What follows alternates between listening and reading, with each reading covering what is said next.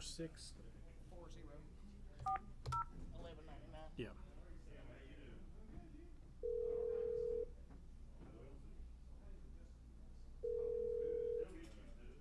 Please enter the conference PIN number.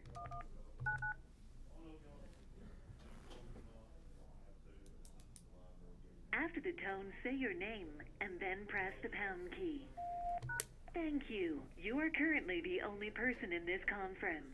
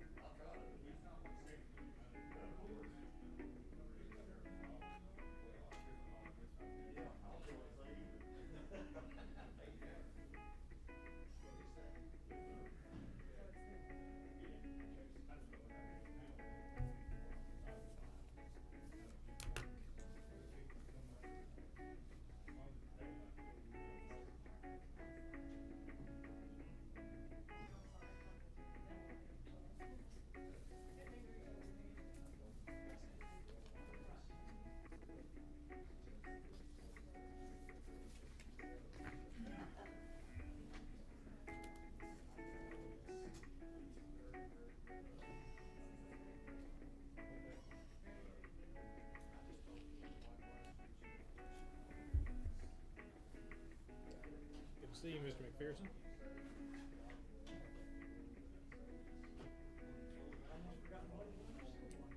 You know, David and I were talking the other day, and I felt like it'd been 6, 7 months since we met. Well, it was December. So.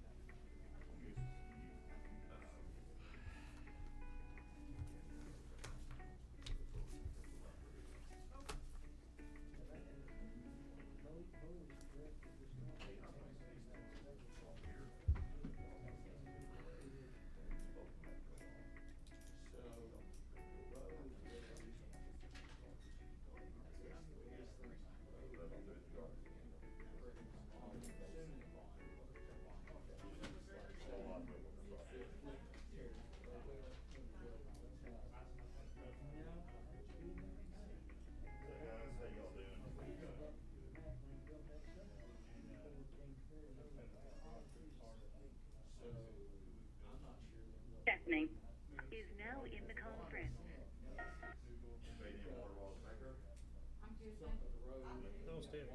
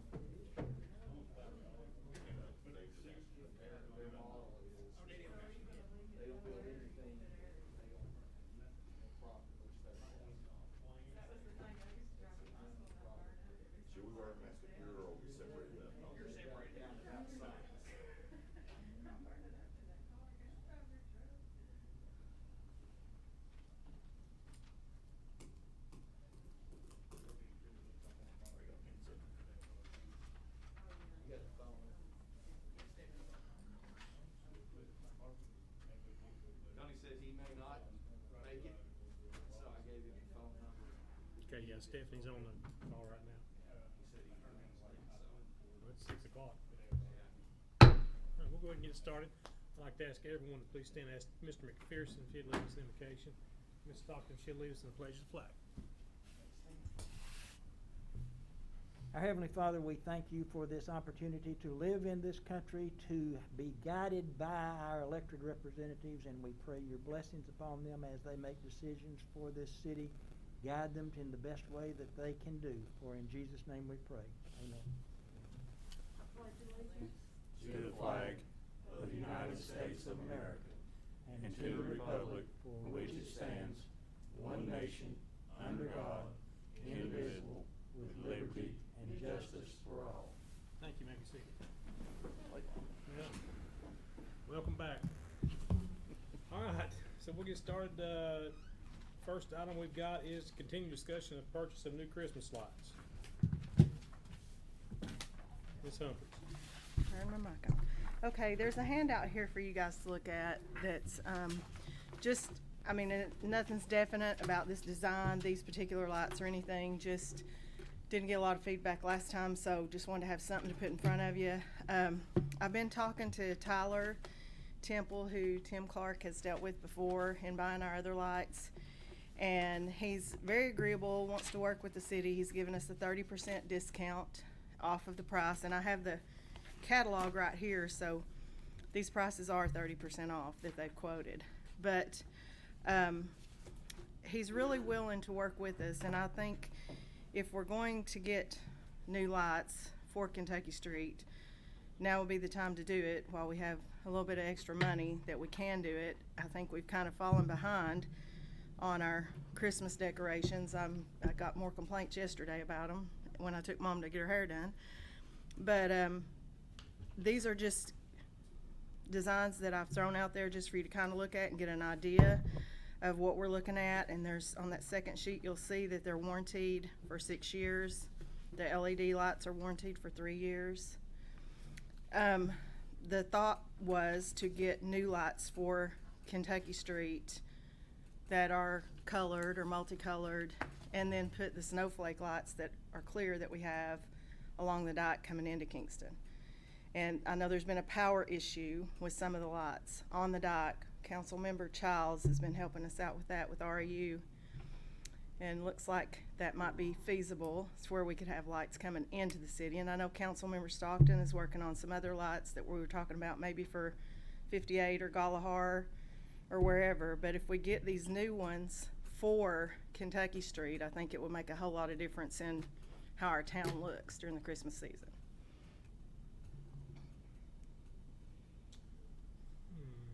What about if, was there on the 30%, was there a minimum? No. No? No, but now, in talking with Tim Clark here, he feels that we need about 50 to do a good job. So that was what I asked him to price, and he actually priced here 25 of the one and 25 of the other. But if you went with one, then obviously just double that price. And me personally, I think it would be better to stick with one all the way down Kentucky Street rather than two, and try to alternate. And even Tim might want to speak to this, but he said he'd had some issues with that before in areas where they're hard to stagger, and even with complaints from businesses saying, I didn't want a candy cane, I wanted a tree in front of my, so if you just stick with one, then you kind of alleviate all of that.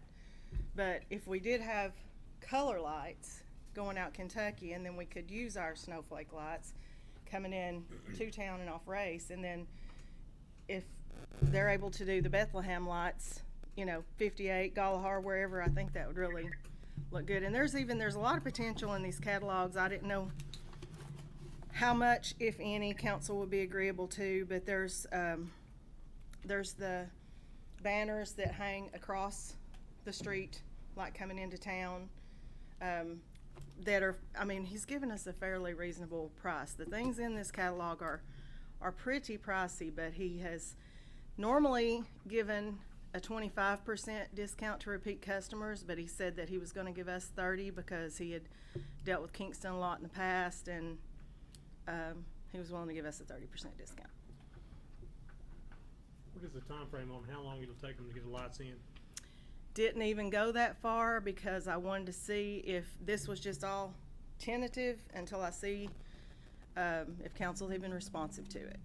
There was no point in having him put much more work into it or me do any more legwork until I seen if everybody's even receptive to it.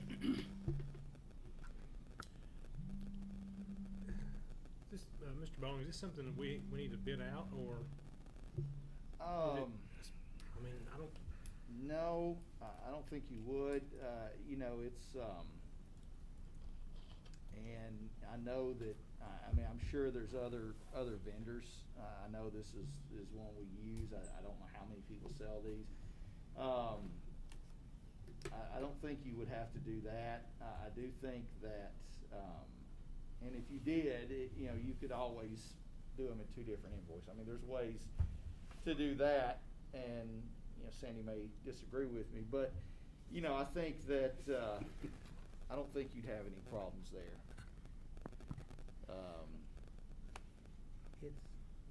It is a purchase. You've got a procedure that you're supposed to go through for the purchase of anything, and, you know, as long as you can find a way to fit it within your, in your procedure. Yeah, like I said, I don't think, I mean, they're not the sole source provider, but they're an established provider, and they're probably one of And we've used them a before. few, so. Have you bid it when you've used them before to purchase lights in the past? That predates me. Been so long, I can't remember. Well, I know. I don't know if you had to do Tim- that in the 60s. Tim, didn't you say you bought just a couple of years ago 25? They typically, they like to get the orders in early spring or summer, allows some time to build, Was that bid at that time, or do you know? I can't remember either. It's been so long. And I can double check it, but I would say there, as many cities as use them, I would say there's an established bid already, either a state bid or the other service that we're a member of. So I'm sure it's a piggyback bid somewhere. And if he's cut the price, it would be below whatever the established bid price is. So it would come in below that. So. Do you think you could maybe get in touch with him and have him send us more of a quote? You know. Yeah, if we could get a detailed invoice and all that, I mean, that would be fine. Okay. Would that also then, are they local or would this be shipping? And Where are they? Do you remember? I Should be on think they're that based in catalog. Illinois, Yeah, but I was gonna say Ohio or he owns something like that. property in Tennessee this side of Nashville. He said he comes through Kingston all the time.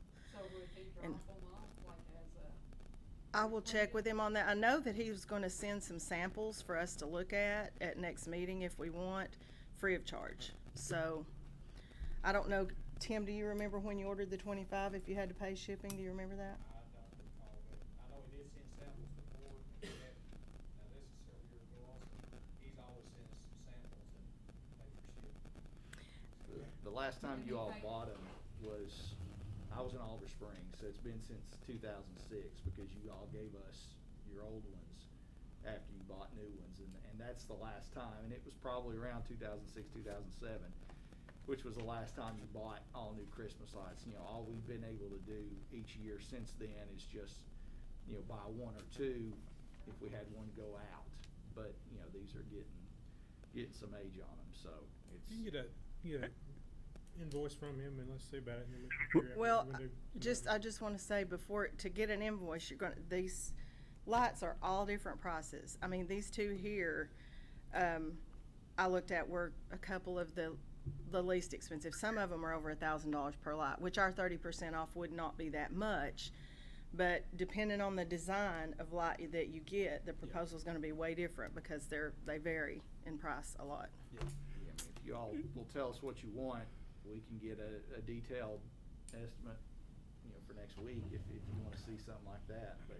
We might want to look at how much we can afford and set a price, and then go with that. That would make a lot more sense. That way we know how much we'd be able to spend. I mean, if y'all had a budget to go by. Well, and as I said, I mean, there's so many things in here. If we just kind of said, okay, we're willing to spend this much, we can kind of go from there and see what we can buy with X amount of dollars. However y'all I wanna mean, do we it. may want to go with a lesser expensive lot and be able to, you know. Do you have any add the idea banner or how much of a wherever the money's coming from, how much we would be able to do for Christmas lights? Well, you know, because it would be in essence a one-time purchase. I mean, it's not something that would be reoccurring every year. That gives you a little flexibility. You know, we have uncommitted right now about 127,000 in money that we've set aside that has no strings attached to it. We've got some more money coming. We should be getting about 160,000 more from the state, about 1.6 million from the feds later. We don't know yet what the strings will be on those, but you know, that'll be money we'll be able to use for a lot of stuff one time. So I mean, we've got the sources, I think, to pay for whatever y'all want to do. Obviously, unless you're planning on buying a couple $100,000 worth, which I don't think you are. I don't think we have that many light poles, but yeah, we could do it, and that would be my recommendation: is you pay for it that way, and not that way you're not impacting your budget, your actual budget funds. So Yeah, that's what I plan on bringing up. Doing. So we would have time by next meeting to have some samples or whatever, and then we could set a budget, and Yeah, I that'd think give so. you all time to. yeah, That'd still you give us also time to get them authorize here the by Christmas. expenditure not to exceed X number of dollars. Yeah. And, Right. As far as time-wise too, is this early in the year, we have a little while to think about it and Yeah. before Christmas. So it don't take that long to probably get them in, does it? I would think, I don't know what their turnaround time is, but I don't know. Make it any more than a month or so. Yeah, I wouldn't Couple think months. so. Yeah, 'cause if we get it in there and agree to it on May, in next month, in May, and they get them ordered, they probably be here by June, Yeah. July. You would think, 'cause it's not nothing they're gonna be making. We put 'em up for I think most of these they make for, it depends. If Well, I mean, it's if they're in stock. that catalog, they should have some stock Did they say somewhere. they had 'em stocked? He did not say. I mean, I just got preliminary right now till, I mean, he's leaving the design up to us. They can even design something different, you know, but I tried to look on the lower end of the spectrum and not the $1,000 a piece lights, but I'm assuming they would either have them in stock or could get them pretty quick. Okay, so we'll continue on and look at that in the invoice and stuff, and maybe you can talk to him directly about shipping and that sort of stuff. So you want this on the Mayor, I agenda? have a question. Yes, what is it?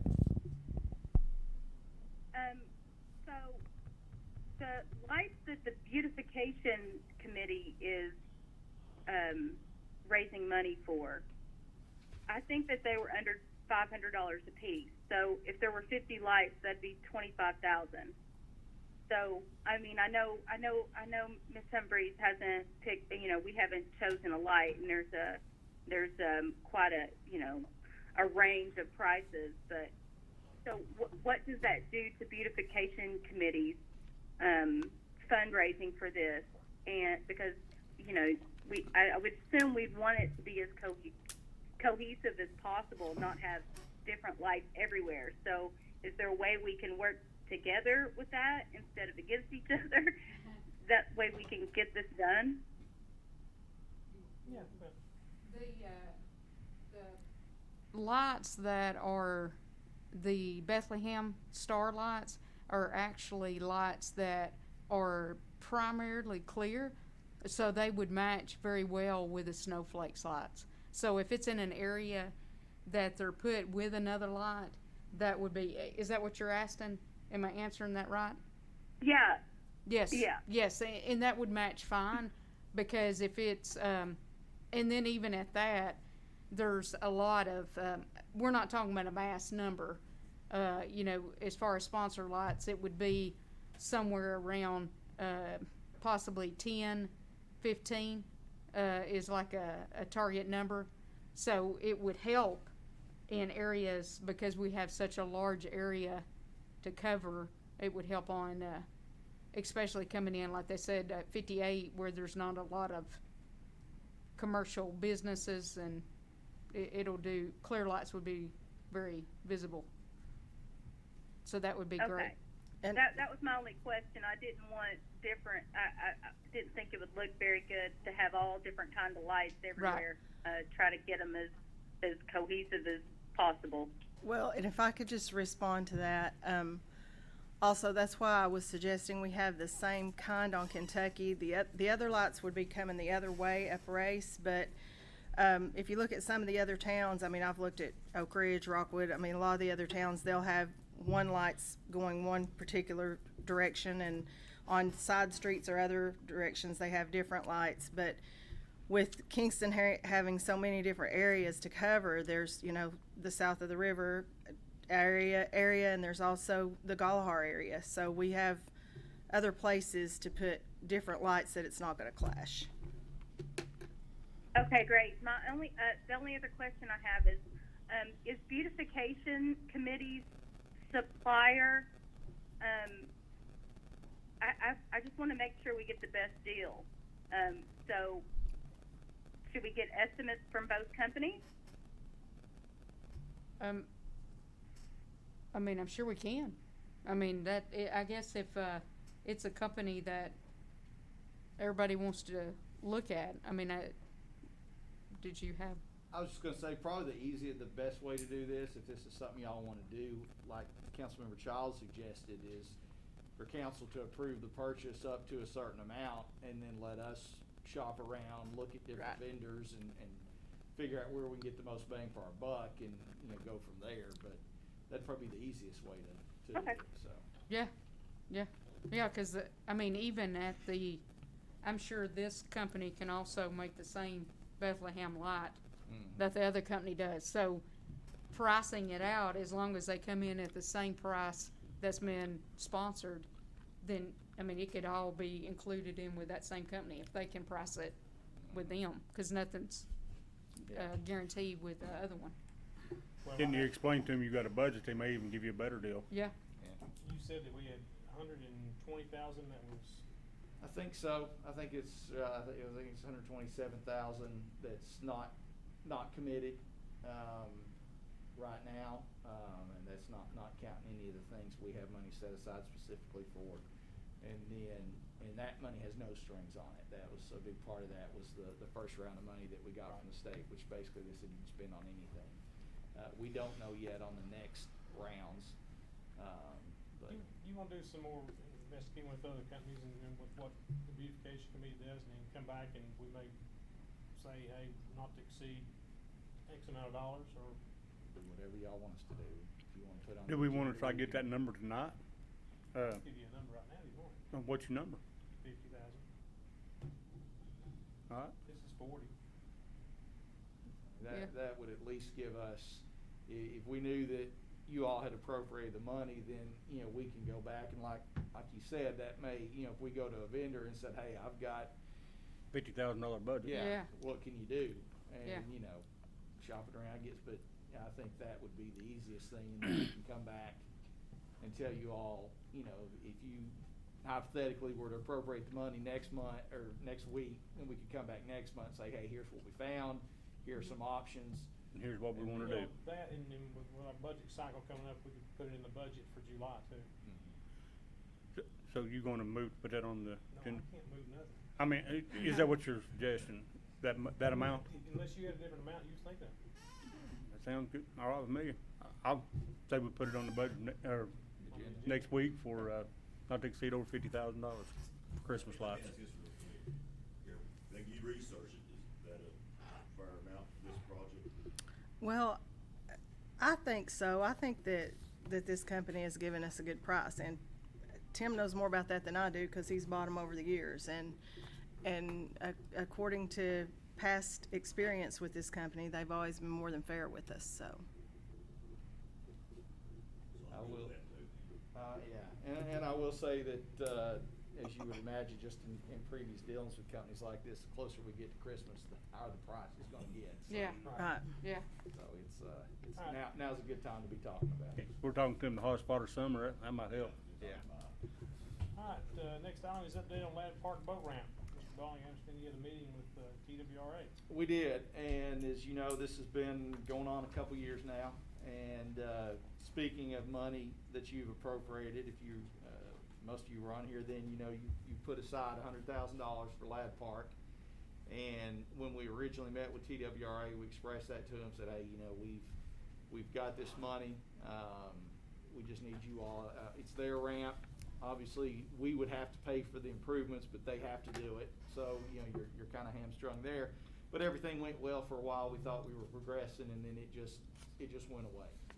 And, you know, it was a combination, in talking to him since, a combination of management restructuring, COVID, and people working from home, you know, whatever the reason, it dropped off the radar. And we tried again in January to reconnect, and again, had some success for a little bit, and then they fell off the radar again. So ultimately, as I told you, we had to kind of go up and engage the TWRA board on this issue, which in turn got the TWRA commissioner involved. And so we had a meeting Thursday, and they are 100% committed. They're going to have a survey crew here within the next couple weeks to do what they need to do on that, and they've committed to construction in the fall. They said they'll have to wait until October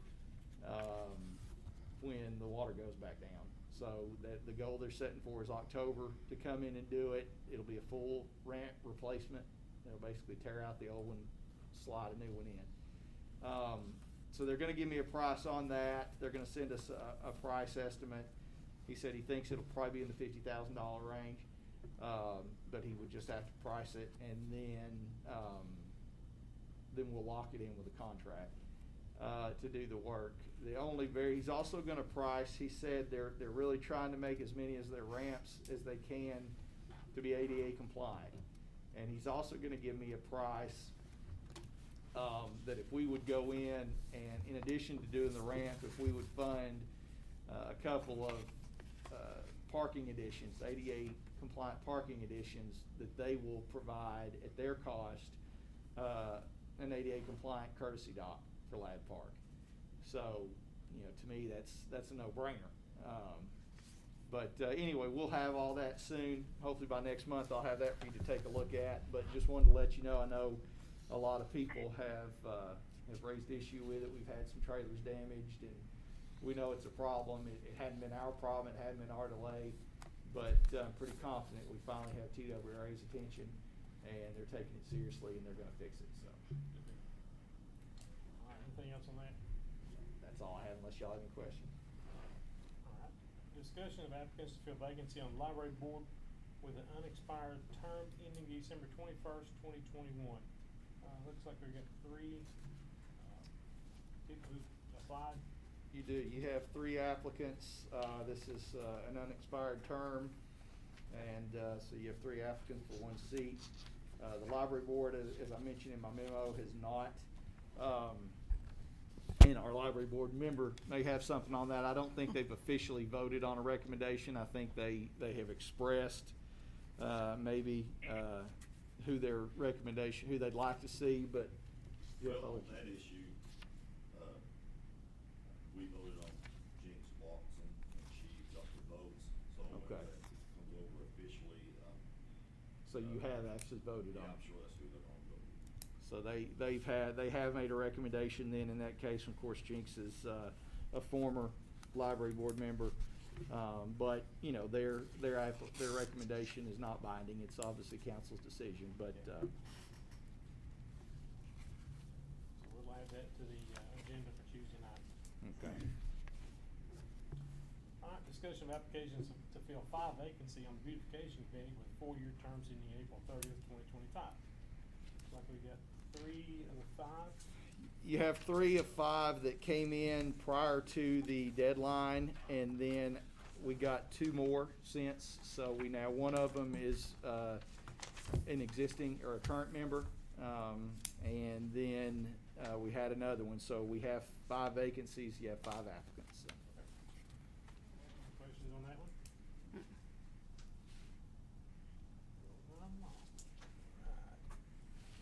This one will be good. Continue discussion of the speed hump policy. City Manager, Mr. Bowling and Mr. Clark. So we kind of left this one out in the open last month or month before, and we did do the moratorium on any new speed humps until we come up with something. Now, obviously, we have some on Montview, and this came up after we had some citizens that were upset on Montview after we took the ones that were up up and then did the moratorium, like, oh, we're not gonna get them back. And my opinion is, those people, they applied by the proper policy prior to the moratorium, so they're fine. We're just gonna replace those. And we have a sample of what we're proposing to use going forward if you all wanna keep doing speed humps. But, for any new applications. Again, it's up to council if you want to amend the policy. What you see here on the floor is what we recommend. This way, they're uniform, they're in compliance, and if anybody applies in the future, we can show them this sample, say, hey, here's what you're going to get, and there is no, well, we want them higher, we want them lower. It is what it is, and they'll be uniform from this point forward. So, we've given you some information on that previously, but just wanted to see where you are with it, if this is something you want to implement, if you want to keep the moratorium in place, get out of the speed hump business. We're just looking for direction on where you want to go from here. So. Well, I mean, I like the uniformity of these speed humps myself. In certain neighborhoods where, 51% of the people want them, and I don't have an issue with it. But be back to take them up, as we always have. Well, we can certainly amend the policy to include these specifications. That's not a problem. If you guys are good with this, like I said, there's some cost, and I've given you those numbers before, but I think this just takes a lot of the pressure off of Public Works, trying to make people happy with height, trying to go out and build these things where you've got them, they go in, they come out, but they're uniform. So, and I think they're, I like them. I just think it's a cleaner, neater design. But again, our plan, and I think Tim already has them in, so we're going to replace the ones on Montview, but this would be for any new, anything going forward. If that's what you all want to do. Well, if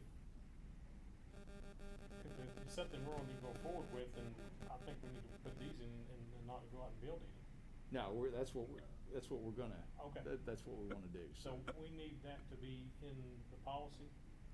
Amend the policy to go with those right there, and then another thing, when people comes in and wants them, we can send them to Montview and they can look at them, what they're gonna get, cause that'll be what we're going with no matter what. Well, So we need an amendment on the policy. Yeah, my recommendation would be if you want to keep doing speed bumps, that we just amend the policy to include the design specifications for this model. Are we going with the flatter ones? Cause I can't see it from this angle. Yeah. I was at 10 and 15, there was two to choose from. I was at 15, of course, it was a little flatter. You know what size that I one think is? that, I think it's 2.5 inches. Yeah, and this is the, like I said, I think this is more the traditional traffic calming speed hump as opposed to knock your car out of line, the more extreme things and again, it's just hard when you're making them yourself. You're never going to please everybody. When we can say up front, here's what you're going to get. You sure you want them? So if we put those in, then they come back 6 months later and 51%, can we reuse those after they're once, can they be picked back up? Now, Well, are I'm- these, Tim, we these have them in standard the ones, the size that we put on Poor Road first, and then they were so high? The ones we done in the past, we tried the smaller speed bumps. Uh-huh. These are speed humps, and then we made them out of asphalt. So this is the first time we've had this size. So these aren't gonna be near as high as those other ones that cause they were terrible, I'm telling you. Yeah, this They is were- exactly what you'll see, and of course they go across the length of the road, but So do we have to have that put on for next week too? To amend the Yes, if we can get policy? the policy changed by you then. know, let me ask this first, cause I know this was brought up when we talked about this last time. Do we want up the percentage from 51 to higher? And another question was, if somebody's renting apartments, do we leave them to the residents or the owner? I think that's a great question. Yeah. I Yes. always talk about making Yeah. it Amen. iffy. Yeah, and do we include that, is the community purchasing this? Is this a city purchase? We talked about multiple things on the call. yeah, that's all, those would all be up to you I think it has guys. to be a city purchase. If it's a city I agree. purchase, then we're probably looking at, like, we decide if it's a owner's decision. I mean, as a property owner, I think that it should be a property owner's decision versus a renter, myself.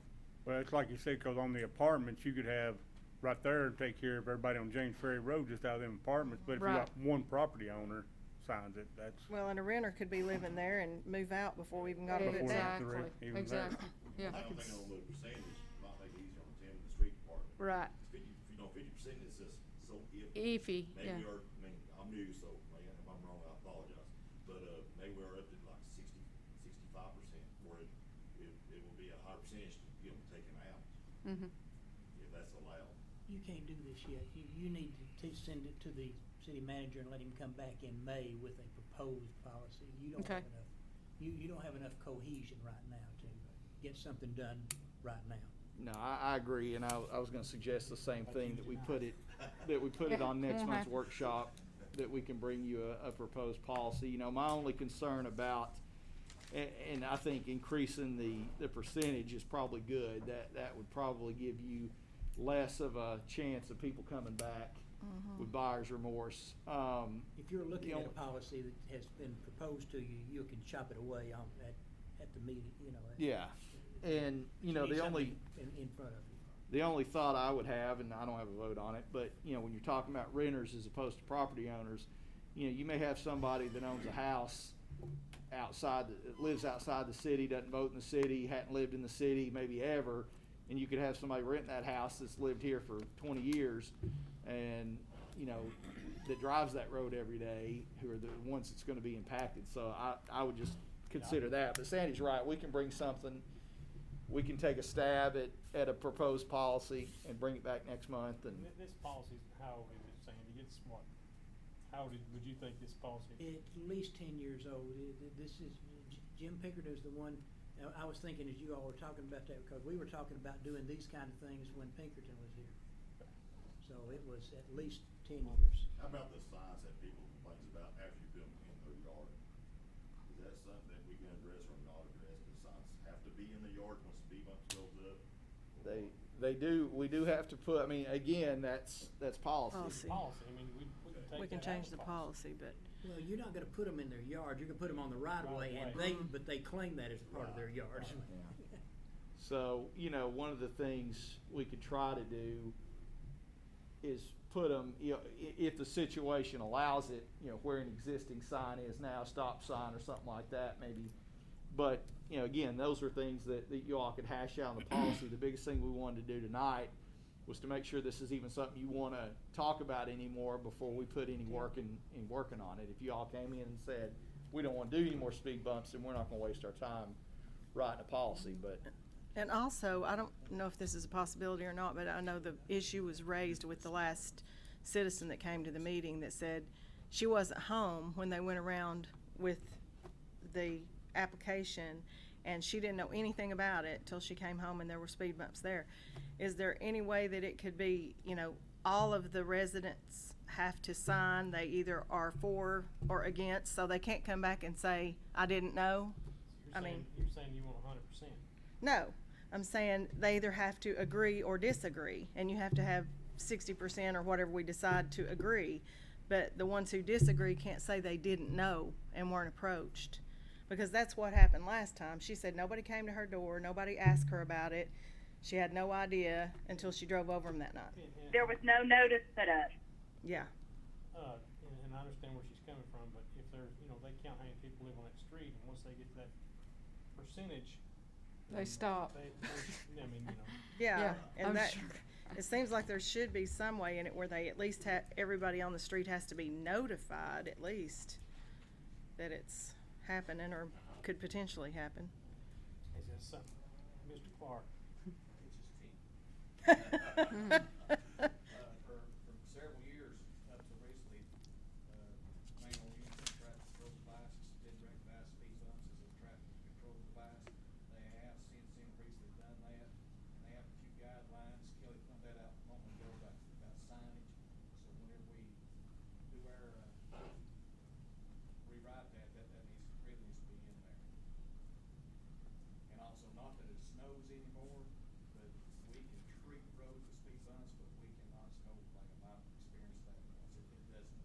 hurts, doesn't it? You know, I would suggest if you all want to do some sort of notification to all owners, that you put that burden on the applicant, not on the city. That way, by the time somebody comes to us with an application, they can, you know, if you wanted to do it to where they could go to every door and get a signature saying I was notified, I was given the chance to vote, I vote yes or no, however you want to do that. But I just don't want it to be something where we end up having to bear the cost of an ad or a letter sent out or something like that, so. Well, we'll let you and Mr. McPherson work on it, and I'm sure we'll. Congratulations. So we'll Mayor, Now can I in say the this real conference. quick? Yes, go ahead, Mr. Wright. Is there not going to be any discussion on whether we should even have this policy or not? Yeah, we can have Is a that discussion. something we should vote on?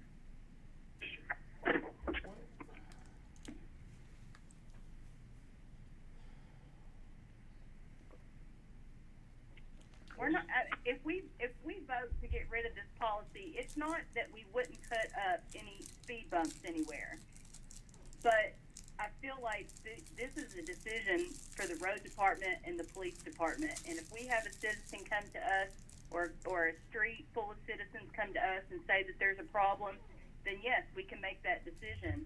But to put this decision on whether there should be a speed hump on a street, I'm not so sure that I feel like it's going to get out of hand.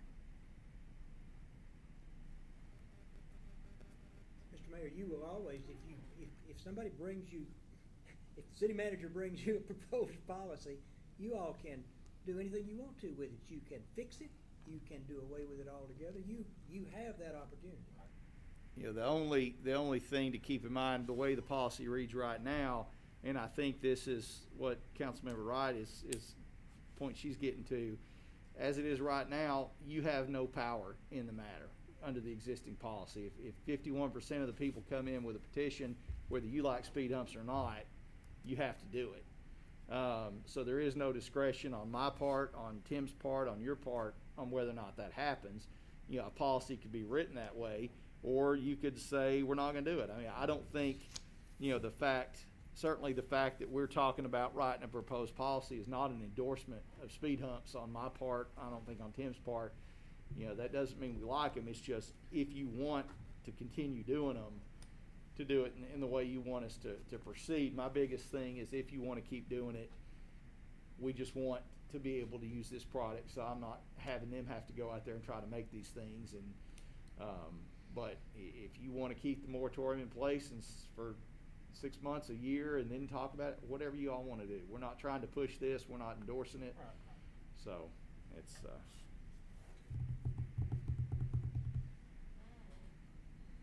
we got plenty to keep us busy if you'd rather do something else. And you can take some guidance from traffic safety stuff that you can look at. too. That's what we'll base our policy on. May make a big difference to the council once they see it in writing. If they want to do that. If Right. they don't want to do it, then we'll talk about it later. But the only thing I feel like personally that we're obligated to do right now is Montview, because they did apply under the policy that was in place at that time. We just chose to tear them up because we weren't happy with them. Well, so did Sunrise. Yeah, but they haven't, other than the one person, they didn't complain. We were getting constant complaints about Montview, so we decided let's just tear them up and come put something better in. So, but other than the lady that was on the workshop last month, that's the only complaint on Sunrise that we've had. So, Okay. so it's Mr. Mayor, Mr. Brown. sorry for being late, just couldn't get there. If by chance I got in on the tail end of this, have y'all looked at the ready-made speed bumps that are in the office there? Yes, they've got them here in the floor with us. All right, thank you.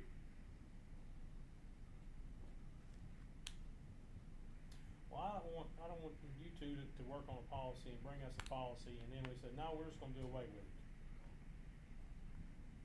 we appreciate that. So, but I know they're contentious. I know, nobody loves them, most people hate them, but again, it's whatever y'all want us to do is what we'll do, so. And you need to bear in mind, he won't say this, but right now, the city manager's got a budget. He's got all he can say grace over developing anything right this instant anyhow. So you may wanna put it off for a couple of months till you can get past the budget. Is that what you were actually thinking?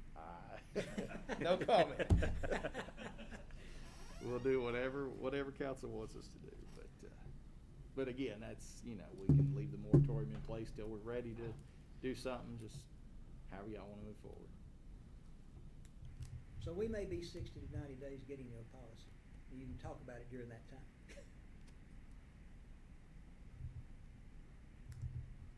Thank you. One thing I will ask on this, and I'm done with it, if those are taken up, are they made, or are they, can be reused, or are they destroyed? Yeah, they can be taken So up they to still somewhere. save money on that. Yeah.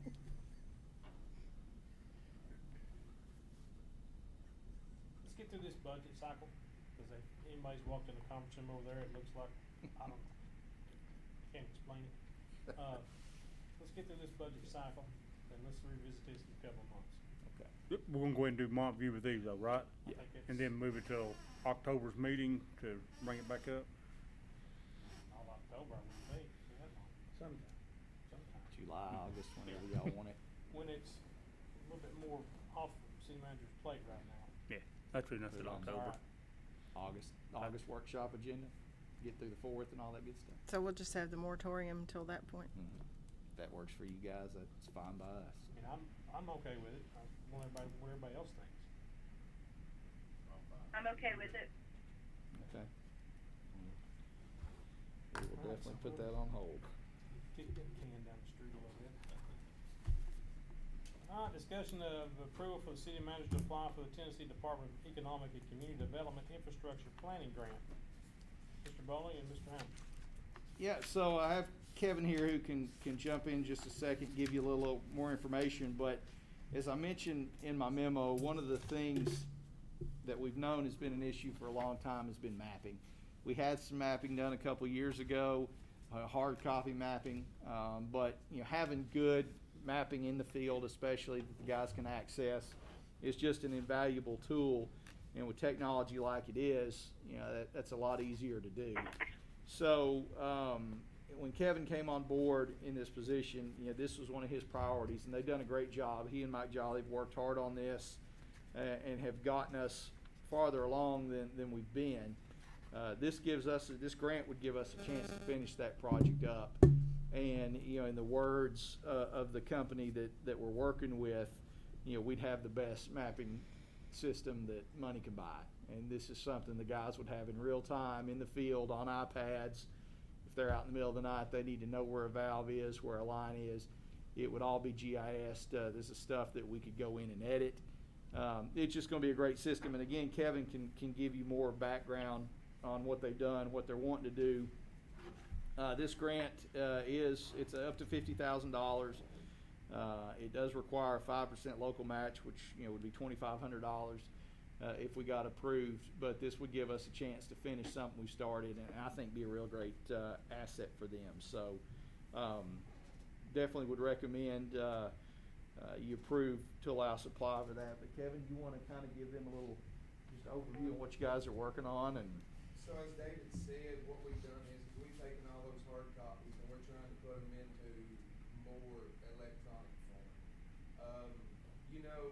Example is if we're looking at maybe repairing some lines or something of that nature, we can bring it up on a big screen during council meetings or whatever, and show you what we're working with. This mapping system's really unlimited. I mean, it is. I mean, we can see where our problematic areas are. We can see where our point repairs needs to be made. The whole 9 yards. work history. Yes.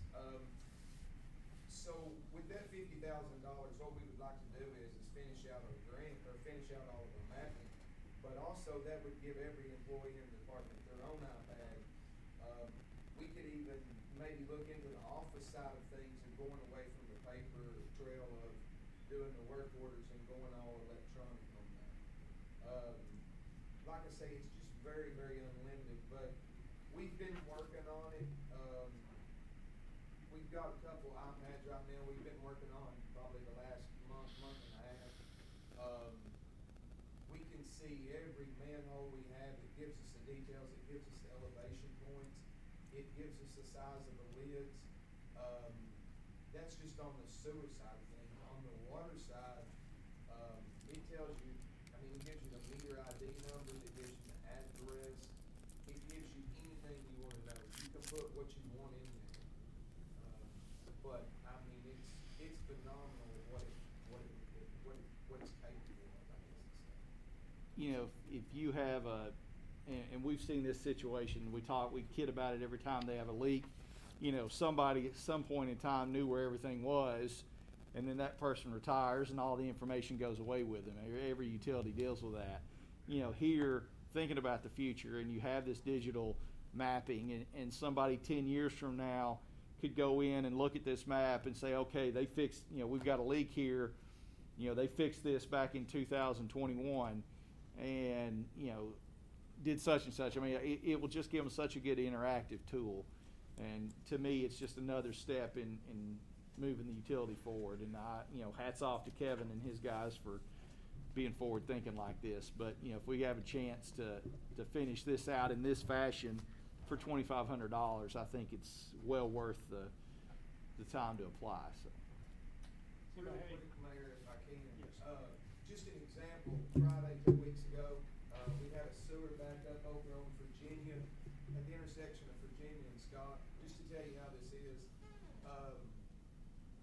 you thought there was a manhole there, we didn't know. Me and Mike was over there on a sewer backup on the main, didn't know where the manhole was. We just pulled the iPad out, turn it on, it shows a manhole there. If we walk right over to it, within 6 inches of where we're standing. I mean, we run a hammer drill down through the asphalt, and we're right on top of the manhole lid. Does anybody have any discussion on that? We'll add it to the agenda. And all this would also be web-based, so, you know, with that, you know, we could control access, but, you know, if we needed to see it in the office or one of you all needed to see it, you know, it would be something that would be accessible, so. All right, number 9 is discussion of adoption of a fat oil grease fog reduction and removal policy for the water department. This is a policy, and again, I'll let Kevin give you more details on this. This would be an amendment to our current policy. This is something that we weren't ready for when you all passed this a couple months ago. This would improve basically our enforcement capability for the current policy in terms of grease traps. And Kevin, you can, like I said, you can explain this much better than I can, but basically it's taking what we have now, putting it in better format and giving it more teeth, so. Correct, that's what it's done. It's sort of the same we had, it just gives us a little more enforcement. The thing of it is like, for these restaurants in town that haven't had their grease traps pumped, pump truck comes in, sucks it, they don't take all the liquid, they leave part of it in there. What it gives us, sort of an example of how we do is, it makes the city employee there on site. When that's pumped, we make sure that grease trap is pumped down, and there's no problems with it. We make sure it's done right. For the people who are breaking the law, sort of to say like their grease trap or whatever is not working, it gives us a little more capability to enforce that rule and say, look, you're gonna come into compliance. It's gonna protect our sanitary sewer system a whole lot more.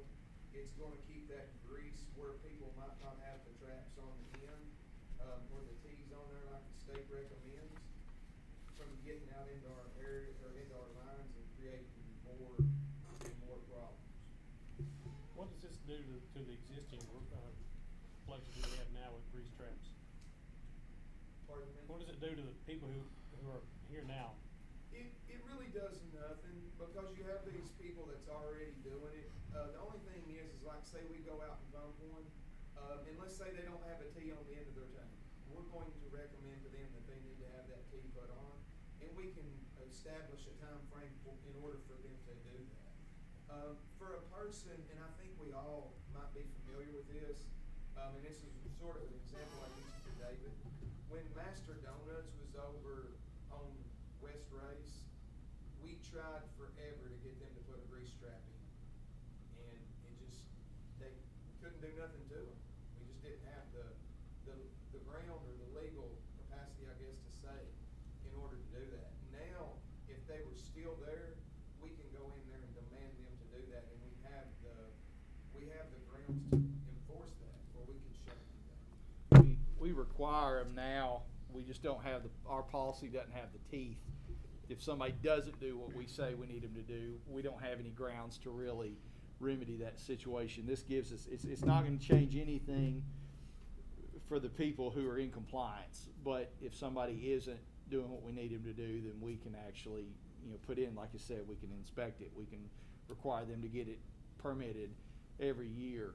Basically, it's just giving us the tools we need to protect the system for people who don't do what we need them to do, so. Does anybody have any discussion on that? I do. Yes, ma'am. Go ahead. Is there any way that we can get some estimates of what these systems cost? I know when the city of Knoxville enacted a similar policy, it put several restaurants out of business. And so I just want to make sure that, because if a new mom and pop restaurant came in and found a location and then found out, wait a minute, I can't open my restaurant unless I put in a $25,000 trap system, they're obviously not going to move their restaurant here or open a restaurant. So is there any way we can get some pricing of what this will cost businesses to put in? Mr. Bowen. Well, there's obviously a lot of variance there, depending on the size and what they need. But we already require them, and we certainly wouldn't want to be in an environment where we didn't require them, because you can imagine, we don't want any restaurant just dumping grease into our sewer system. So this is not something new. It's not a new requirement. This is just giving us the ability to enforce what we require. So, if we find out that, okay, restaurant X has a grease trap, but they're not getting it pumped out, or somebody does open up something and we find that they don't have one, then, we can enforce what we have on the books. So, again, we're not adding any new requirements. We're just asking to be able, and the state's recommending that we do, to be able to enforce what we have and do it more specifically. I'm sorry, I thought there was a difference between trap and hold on, let me look. There's a difference between traps and interceptors. Is it not? I'll let Kevin answer that if he's. Well, you can have a trap. Up underneath the sink, or an interceptor up underneath the sink, or outside. It's the same concept. One's collector. The one under the sink needs to be more inspected. It needs to be inspected more often. It needs to be checked. The one outside is not being changed or drained or pumped weekly. Does that make sense? Well, the reason why I'm asking, because apparently the way restaurants are getting around these policies of not having to put in these interceptors is that they just won't have dishwashing systems.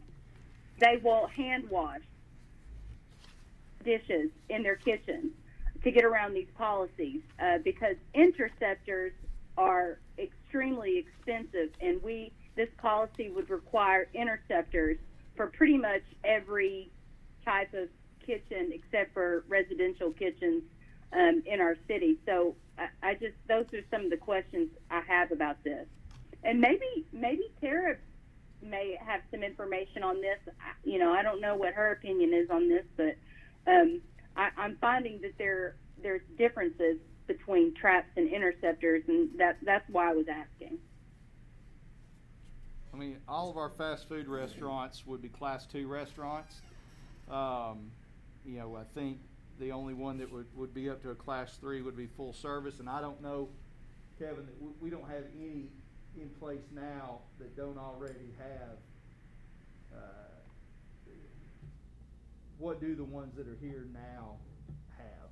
Most people has grease traps outside. I know McDonald's has one, Food City's got one, the Mexican restaurant's got one. I know the smokehouse, I think I was told, I don't know this to be a fact, so this is sort of a little hearsay. I think that they have a grease trap up underneath their sink.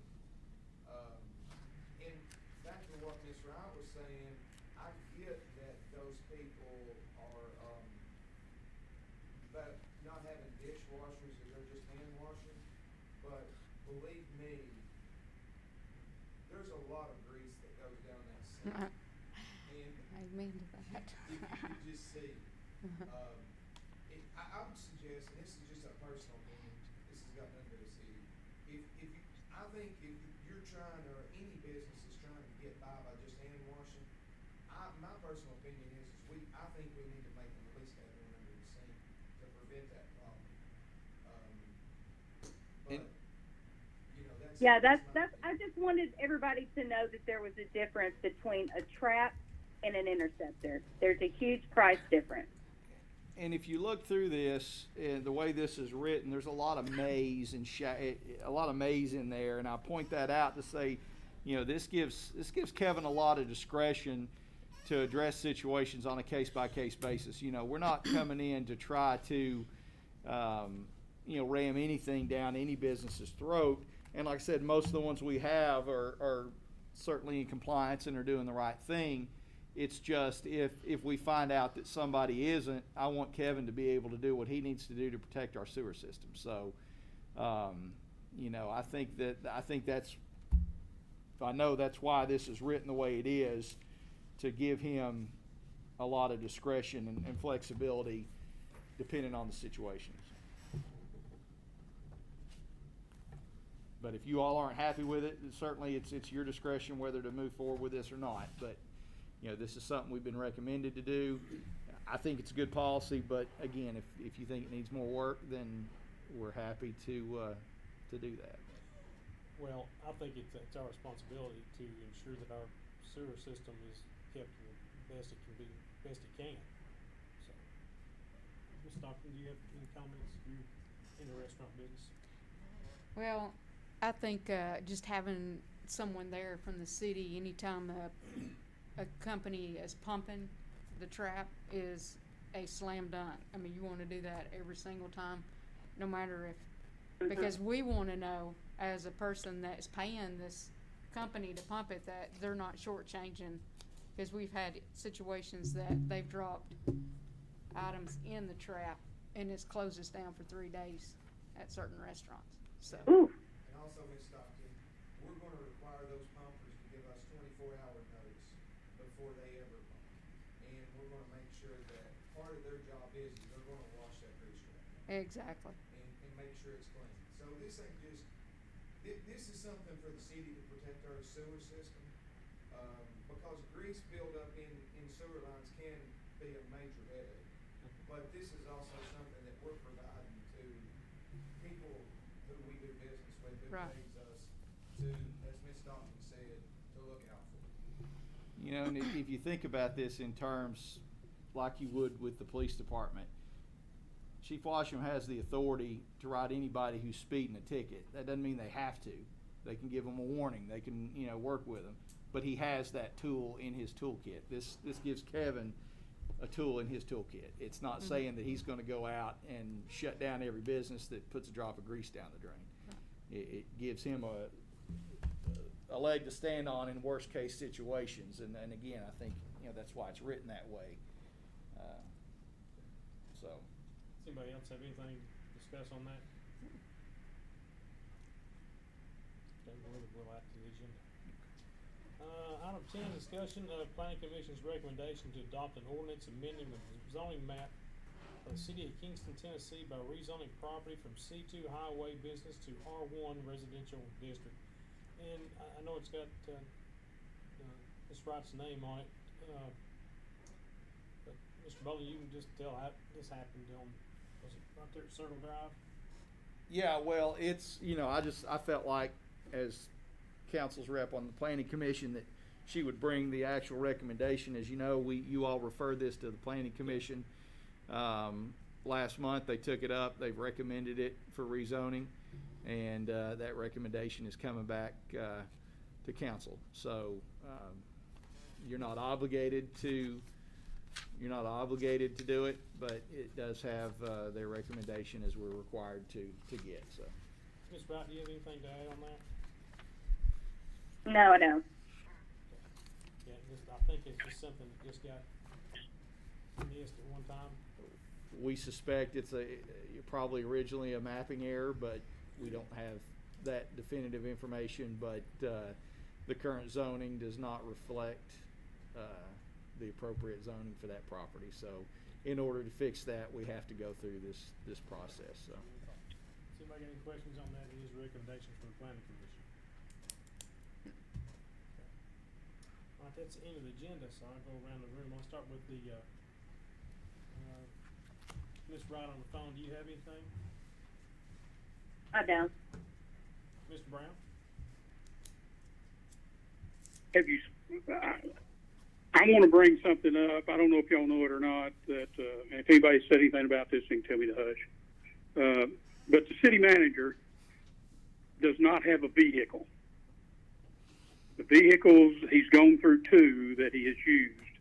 He has been driving his vehicle, which I don't like, just because I don't think he should have to do that. And he's having to borrow a vehicle from the water sewer, if they've got one, or from the street department, if they've got one, or from the police department, if they've got one. You know, if the city of Kingston can afford to keep the city manager the head of the city government in a good vehicle, so when he goes and meets TWRA, TVA, and inspectors, there's something wrong. Our contract that we have with him, we are contractually obligated to furnish him with a vehicle. Well, gather, Mr. Brown, is you want Mr. Ball to start looking for him a vehicle. Well, I'm suggesting that we get one off the state bid list. I would even, and David didn't really want me to bring this up, but I told him I was going to anyway. You know, ideally, a good scenario would be if we always want to keep him in a new vehicle. And I know that the police department has now gone to F1 Ford or Chevrolet trucks. I forgot which one they got. You know, the city manager probably put 10,000 miles a year on a vehicle. If we were on a program in our capitals to replace the police vehicles every couple of years, it would be nice to turn, if we went that way, then the vehicle that he was driving to the police department, let him go ahead and buy the police department, you know, another one, and we'd rotate it around. And that way the city manager would always have a no older, a 2-year-old vehicle. I can remember the day when Eddie Tom Smith was here, and I don't know, Tim, you may have been with us, but I know it was Don White driving, and me and Eddie Tom, when we were going to a meeting in Nashville in that old burgundy car that the city manager drove, and we got the other side of the Harriman exit where there was no turnarounds, and had to send a wrecker and tow us back. Like I say, I just think it looks bad for us, and he didn't bring it up. He's not been charging us any mileage for driving his car. I worry about the liability in his car. Don't know if he was to have an accident with using his own vehicle on city time, if that would, because we don't have a stipend for him. It says we provide him a vehicle. So I'm for start looking tomorrow or Wednesday if we put this on the agenda and it passes. Should this be something that we should maybe wait until budget time? The staff downstairs has assured me that they have 5 line items that the money is available. The only problem with waiting is that the new vehicles will be out, and then don't know if we can get one. But again, if I just need to, I think he needs to have a designated city vehicle. I'm not disagreeing with you at all, so we need to add that to the agenda for Tuesday night. Not to exceed $32,000. I That's what I think. Isn't that right, Tony? It's around $30,000 on that purchase with the police department on the truck, Well, chief. what I did, I took it on my own, and we've got 3 different prices. If we go with pickup trucks, he may not even want a pickup truck. I was just looking at my scenario with the fire department or the police department. I think the F-150 was $30,000, and a Ram was $31,000, and a Chevrolet was like $31,000, almost $32,000. So $30,000 range for a brand new vehicle. Okay. Well, then we'll add that to the agenda, not to exceed 32,000, that'll put him in any one of the 3, and if they go with a car, it'd be even cheaper. But the truck, that way, like Tony said, you can rotate it in with the police department with what they got. 2 years, do another one, whatever. Okay. All right, we'll add that to the agenda. Do you have anything else, Mr. Brown? No, sir, that's it. Mr. Griffiths, you got anything? Stockton, you have anything? No, not tonight. Mr. Childs? That was on my list. That was the only thing I had, so we're good. Ms. Alford, you Yeah, I got something I was just going to mention briefly. I had talked to David about the other day. I know some of the local churches, Liberty in particular, and I know the city of Harriman, I think they may be voting on it tonight, are voting on a filtration system that filters the air and will filter out COVID particles. And Councilmember Griffiths can probably tell you a little bit more than that because he's already had the experience with Liberty Church. I think they bought like 10 for all their We properties. Yes, and it was a pretty good price. We bought so many, they bought down about 5,000. Well, I understand it. It's supposed to cover 3,000 square foot. We bought 10 of them, and it's supposed to purify the air like 99.5 to fight against COVID. And if you plug it, it's supposed to continue to keep the air clean. And the filter on it has to be changed, the cleaner changed once a year. And we'll say this, we did hear from, the person that deals with Harriman about it first, commissioned us, so we had a lady in our church, a researcher, real good, because, we wanna make sure we buy something, it's legit. And, by what, so far we found out, it's supposed to do what it says. And, Easter Sunday, we had one of our biggest crowd since COVID started. And, I think we had like 7 of them, something like that. But they're not real big, so they're easy to place where you want them to. But, as far as how they work, what we know, they supposed to be real good about purifying the air. It's my understanding they filter the air completely every 3 minutes or something like that. And I just talked to David about it. I sent him some info on it so he could research it further about the possibility of something like that for City Hall, especially if we're going to open back up to meetings to the public, for City Hall and the community center, since there's a lot of public foot traffic in there. I think Something might be for the worthwhile. library. The library? That'd Well- be something they do.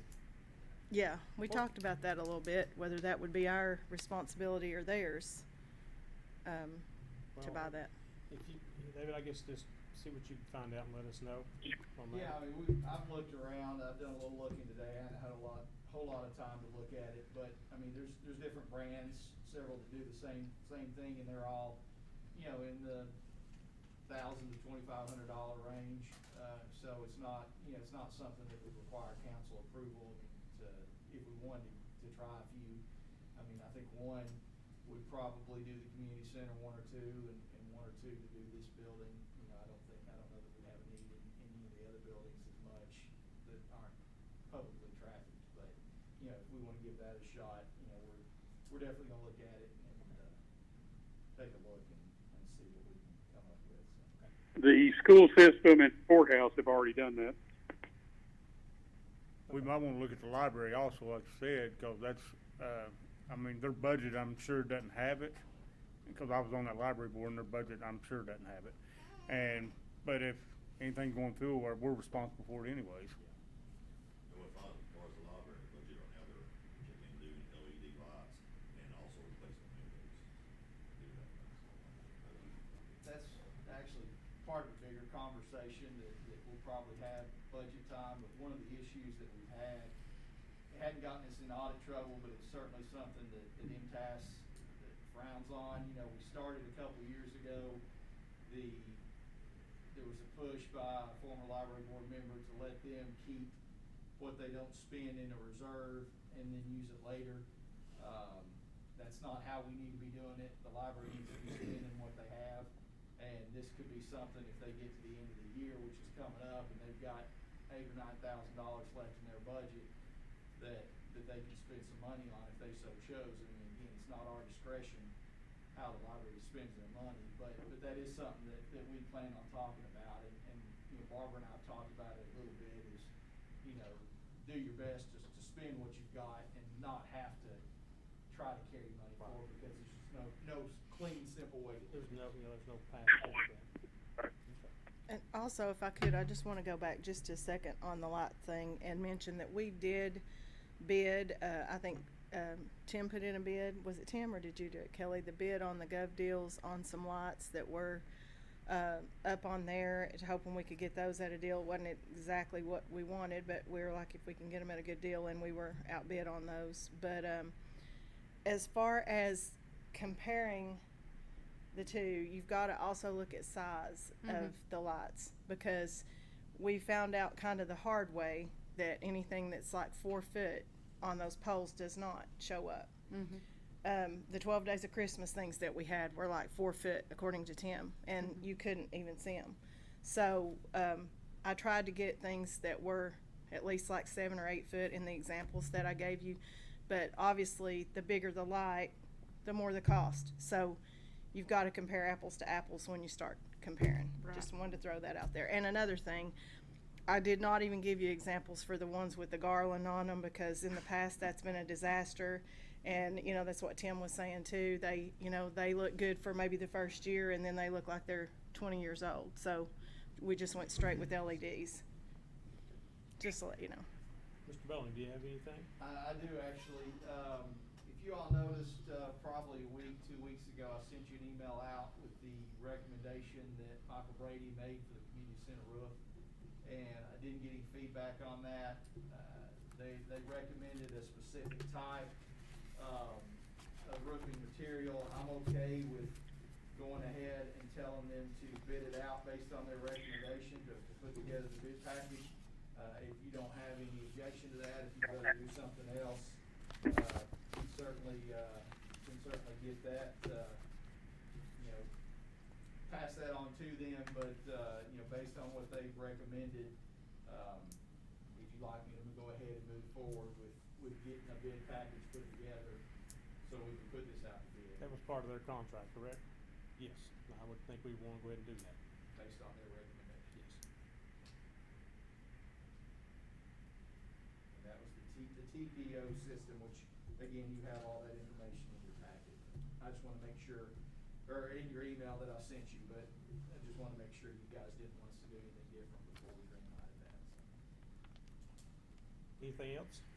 that's all I have. Only thing I've got is I'll have a few people here Tuesday night behind them giving proclamations out. So we got have a few people here this month and next month. Okay, I want to ask you about that. So we're gonna have a room full of people, probably. I'm sure. Yeah. Is there any way we can hold off on doing that right now?